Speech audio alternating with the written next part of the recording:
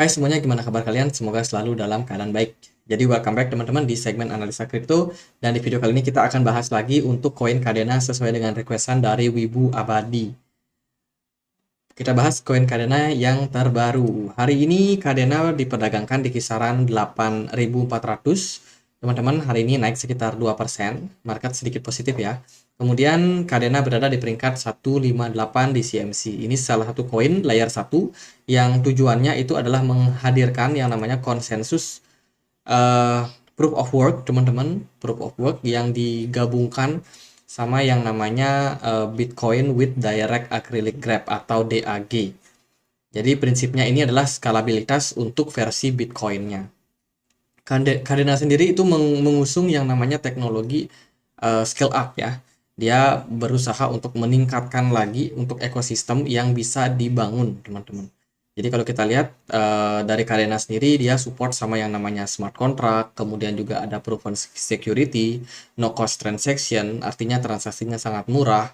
Kemudian juga bisa digunakan untuk industrial scalability, dan juga energy efficiency. Nah, meskipun mereka menggunakan konsensus proof of work, yang artinya ya Cardano bisa di mining ya teman-teman, eh, ternyata Cardano juga menawarkan gas fee yang cukup bersahabat. Dan tentunya dari blok yang ada, antara 10 sampai 20 blockchain, ini akan bisa ya digunakan untuk sekitar 8.000 transaksi per secondnya dalam 500 node. Kalau kita perhatikan untuk supply dari Cardano, sementara belum terlalu banyak nih teman-teman. Supply maksimumnya ada di kisaran 1 miliar koin, sementara yang beredar sekarang baru 234 juta saja. Jadi belum terlalu banyak sebenarnya untuk koin ini supply-nya ke market ya. Lalu kalau kita perhatikan lagi dari fundamental, mereka juga kerjasama dengan beberapa perusahaan kripto lain ya, seperti Celo atau Celo, Cosmos atau Atom, kemudian ada Binance, Ledger, Flux, terus juga ada Polkadot, dan kawan-kawan yang lain teman-teman. Jadi bisa dibilang kerjasama yang mereka lakukan ini cukup menarik. Mereka di blockchain-nya itu mendukung sama namanya di apps ya, seperti DeFi, NFT, pembayaran juga, kemudian juga ada interop, dan juga relay. Ini soal ekosistem antar blockchain ya teman-teman, seperti Ethereum, Celo, dan juga Terra. Kemudian untuk Cardano sendiri bisa digunakan sebagai coin governance, which is itu DAO, di mana orang-orang yang punya koinnya itu punya hak juga untuk voting kemana pengembangan dari proyek Cardano ke depannya.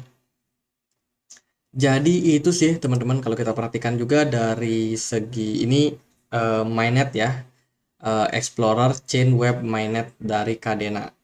Nah ini kok nggak muncul ya? Kita refresh bentar nih teman-teman, kita skip dulu, kita bahas postingan terbaru mereka di Twitter. Ini tanggal 7 Juni. Mereka mengatakan bahwa mereka saat ini sedang melanjutkan pembangunan mereka di bulan Mei ya, yang sempat ketunda kemarin. Ada beberapa proyek yang mereka belum sempat selesaikan. Salah satunya adalah Tech Lab, Waitlist Roadmap, kemudian juga ada 2000 Crack Beta Group Sportfield. Ya ini ya teman-teman, beberapa proyek yang mereka sekarang sedang kerjakan, dan ini tujuannya yaitu untuk mengembangkan ekosistem mereka yang memang sudah ada. Ini ada beberapa wallet yang support, sementara belum disupport di Ledger belum, Clover Finance sudah tidak support lagi. Ini juga beberapa platform DeFi yang mereka punya, kemudian juga infrastruktur mereka itu ada di beberapa perusahaan lain atau blockchain lain. Untuk exchange yang bisa memperdagangkan ini teman-teman. Jadi ini ekosistem Cardano belum terlalu besar sebenarnya. Tapi kalau mereka klaim, kalau kita lihat transaksi yang terjadi pada Cardano ternyata meningkat ya. Month over month-nya naik sekitar 110%. Jadi tiap bulannya ada transaksi yang meningkat cukup signifikan di blockchain dari Cardano. Kemudian ini ada upcoming news yang akan mereka kerjakan ke depannya. Mereka mau bikin apa? Mereka ada post juga di Twitter. Cukup banyak teman-teman. Ini sih lebih banyak soal ambasador, ataupun ya bisa dibilang program-program buat mereka yang namanya marketing mereka ya teman-teman, biar Cardano sendiri makin banyak dikenali oleh masyarakat. Itu sih kalau kita perhatikan ya, dari project upgrade atau apa secara blockchain mereka belum ada kelanjutannya sih. Update-nya baru itu doang. Dan ini ada satu update lagi teman-teman soal bridging internet physical world with IoT device. Jadi Internet of Things ini adalah masa depan bisa dibilang. Jadi buat teman-teman yang mungkin belum terlalu paham atau mengerti, Internet of Things itu apa-apa serba menggunakan internet. Contohnya apa? Contohnya mobil itu pakai internet. Dia bisa autopilot, teman-teman. Itu yang terjadi sekarang. Terus juga smart home, lampu deh. Mungkin teman-teman ada yang suka nonton pembaruan-pembaruan teknologi gitu ya. Jadi lampu-lampu sekarang itu sudah menggunakan sensor, bahkan terkoneksi sama WiFi. Jadi katakanlah teman-teman misalkan ada di luar rumah, mau masuk ke dalam kamar, itu teman-teman bisa untuk set dia otomatis nyala ketika teman-teman buka pintu, kalian masuk, lampunya bisa nyala, lampu di rumah itu bisa nyala. Jadi itu adalah implementasi dari yang namanya Internet of Things. Jadi sangat-sangat smart teman-teman bisa dibilang. Jadi konsep itu seperti smart home, smart TV, dan smart yang lain. Jadi itu masa depan ya bisa dibilang. Dan project dari Kadena sendiri dia coba untuk membangun yang namanya Internet of Things tersebut teman-teman dengan mengkoneksikan yang namanya physical device itu. Cuman kita belum lihat secara real sih projectnya seperti apa, apakah sudah bisa diaplikasikan atau bagaimana. Jadi itu yang mereka akan lihat dan kita akan lihat seperti apa mereka membawanya ke dunia blockchain. Karena kan proyeknya mereka adalah dunia blockchain ya. Apakah dengan Internet of Things itu bisa membantu yang namanya blockchain mereka jadi lebih baik dan lain sebagainya. Itu terus ada beberapa hal yang mereka sedang coba untuk perbaiki teman-teman. Solve the problem ya. Yang pertama adalah meningkatkan security dan juga privacy, terutama soal transaksi mereka. Kemudian juga untuk mensupport yang namanya largest numbers, nomor yang lebih besar atau transaksi yang lebih besar yang dilakukan di platform mereka. Kemudian juga untuk new business model and revenue stream. Tentunya mereka membutuhkan yang namanya pendanaan untuk melakukan bisnis atau ekspansi project mereka. Tentunya mereka akan mencari di mana mereka bisa mendapatkan pendanaan yang lebih baik. Ya itu so far projectnya masih tetap jalan dan kita akan langsung ini nggak kelihatan ya untuk mainnetnya, kayaknya agak sedikit nge-lag atau gimana. Kita akan langsung aja bahas soal teknikalnya seperti apa. Jadi teman-teman terakhir kali kita bahas Kadena itu di kisaran 2 bulan yang lalu. Waktu itu posisi Kadena itu di sini ya teman-teman, dia membentuk pola yang namanya ini apa nih, bearish pennant atau ascending channel ya. Dan so far kalau kita perhatikan dari pergerakannya dia sudah breakdown. Jadi mungkin belum teman-teman yang belum tahu ada pola namanya bearish flag, bearish flag. Nah, ini nih teman-teman, pola bearish flag ya, bukan bearish pennant. Jadi pola bearish flag ini mengindikasikan tren penurunan dan kita udah bahas 2 bulan yang lalu.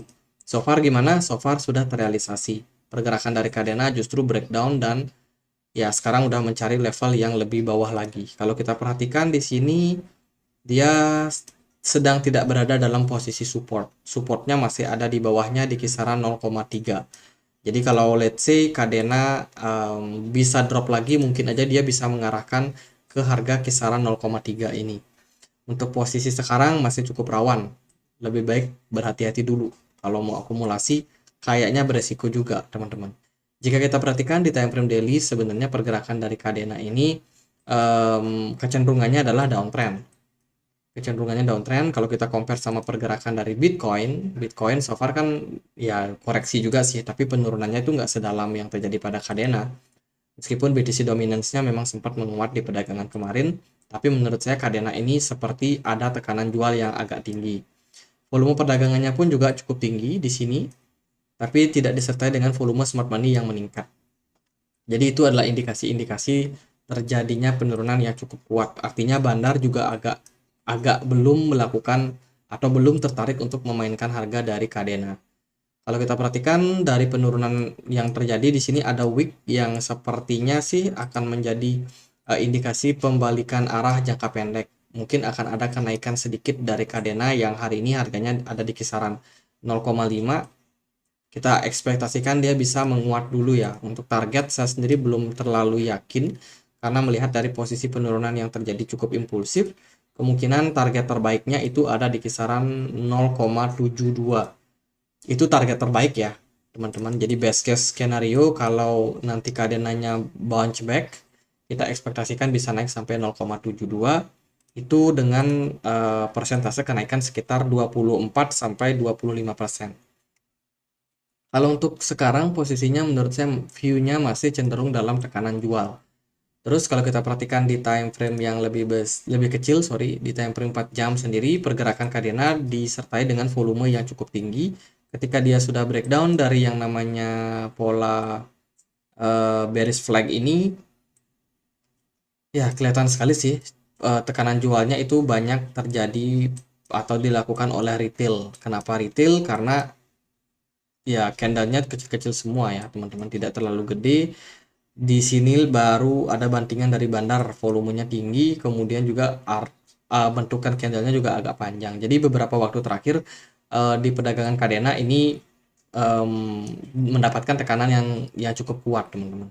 Untuk jangka pendek di time frame 4 jam di sini kelihatan dia ada kecenderungan pola double bottom ya. Kita ekspektasikan ini double bottom. Dari smart money memang masih belum masuk, tapi dari MACD-nya ini udah mulai hijau teman-teman. Udah mulai hijau dengan posisi yang menguat. Sepertinya dalam jangka pendek akan ada kemungkinan untuk Cardena kembali dalam tren penguatan. Untuk skenario jangka pendek saja potensinya sih bisa naik sampai kisaran 0,6. Kalau harganya sekarang ada di 0,57 berarti 0,6 ya lumayan. Tapi posisi terbaiknya atau potensi terbaiknya bisa ke 0,71. Jadi gitu sih sementara untuk view saya. Untuk Cardena secara project mereka masih jalan, ada beberapa project yang kemarin sempat tertunda tapi mereka sekarang coba buat lanjutkan lagi. Terus juga pembaruan-pembaruan yang akan mereka lakukan ya menarik untuk dinanti sebenarnya. Jadi gitu secara teknikal ya nggak terlalu baik ya teman-teman. Terus juga dari apa namanya dari posisi dari maksimum supply padahal mereka cuma 23%. Harusnya sih ini belum masuk ke fase-fase inflasi harga. Tapi ya itu kondisi dari Cardena. Semoga videonya bisa bermanfaat teman-teman. Aku mau promosiin juga komunitas kita di Telegram. Kita punya komunitas diskusi. Buat teman-teman yang mau join bisa temukan linknya di kolom deskripsi. Sekian aja. Akhir kata saya Andre. Makasih.